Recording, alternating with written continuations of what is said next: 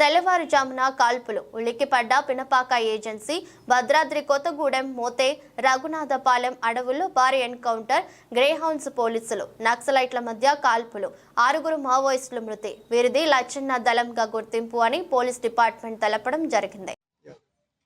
ఈరోజు ఉదయం 6:30-7 గంటల ప్రాంతంలో నిషేధిత మావోయిస్టు పార్టీ అదేవిధంగా భద్రతా దళాల మధ్య ఎదురు కాల్పులు జరిగాయి. ఇది భద్రాద్రి కొత్తగూడెం జిల్లా కరకోవడం police station limits Raghunathapalem village పరిసరాల్లో జరిగింది.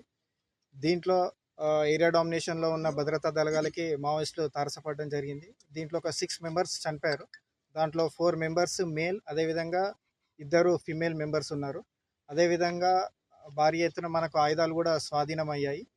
అదే కాకుండా ఇది లచ్చన్న దళంగా మనుగూరు ఏరియా కమిటీ లచ్చన్న దళంగా దీన్ని గుర్తించాము. ఇంకా ఫర్దర్ డీటెయిల్స్ ఏవైతున్నాయో ఇంకా ఇండివిజువల్ డీటెయిల్స్ అవన్నీ కూడా ఒకసారి వాళ్ళ ఫ్యామిలీ మెంబర్స్ వస్తే మనకి ఇంకా ప్రాపర్ 100% అక్యురేట్ రిజల్ట్స్ వస్తాయి. దీంట్లో మనం రికవర్ చేసిన వెపన్స్లో AK-47, SLR 303 అదేవిధంగా పిస్టల్ వెపన్స్ కూడా ఒక 5 వెపన్స్ మనం సీజ్ చేయడం జరిగింది.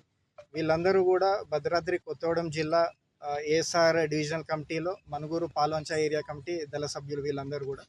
వీళ్ళు ఇక్కడికి తెలంగాణకు వచ్చి రిక్రూట్మెంట్ ప్రాసెస్ అదేవిధంగా ఈ ఎక్స్టార్షన్ కైండ్ ఆఫ్ యాక్టివిటీస్ చేస్తున్నారు. సో మనకున్న ఇన్ఫర్మేషన్ అదేవిధంగా కూంబింగ్లో భాగంగా మనకు ఈరోజు ఎక్స్చేంజ్ ఆఫ్ ఫైర్ చేయడం జరిగింది. ఒకరు తప్పించుకున్నారు అనేది మాకు ఇన్ఫర్మేషన్ ఉందండి. దానికోసం కూడా గాలింపు చర్యలు కొనసాగిస్తున్నాం. వాళ్ళు అబ్జల్యూట్లీ ఫైన్ అండి. వాళ్ళకు మనం భద్రాచలం హాస్పిటల్లో ట్రీట్మెంట్ ఇచ్చాము. So no issues. వీళ్ళ యాక్టివిటీస్ ఎంతకాలం నుంచి ఈ సరౌండింగ్ ఏరియాలో జరుగుతుంది? మనకు ఆల్మోస్ట్ లైక్ ఒక 15-20 డేస్ నుంచి మనకు ఇన్ఫర్మేషన్ వస్తుందండి. అదేవిధంగా మనకున్న ఇన్ఫర్మేషన్ సిస్టమ్ అయినా కూడా అక్కడ లోకల్ విలేజర్స్ ఇవన్నీ కూడా మనకు ఇన్ఫర్మేషన్ తీసుకొని ఎగ్జిక్యూట్ చేయడం జరిగింది. Okay, thank you.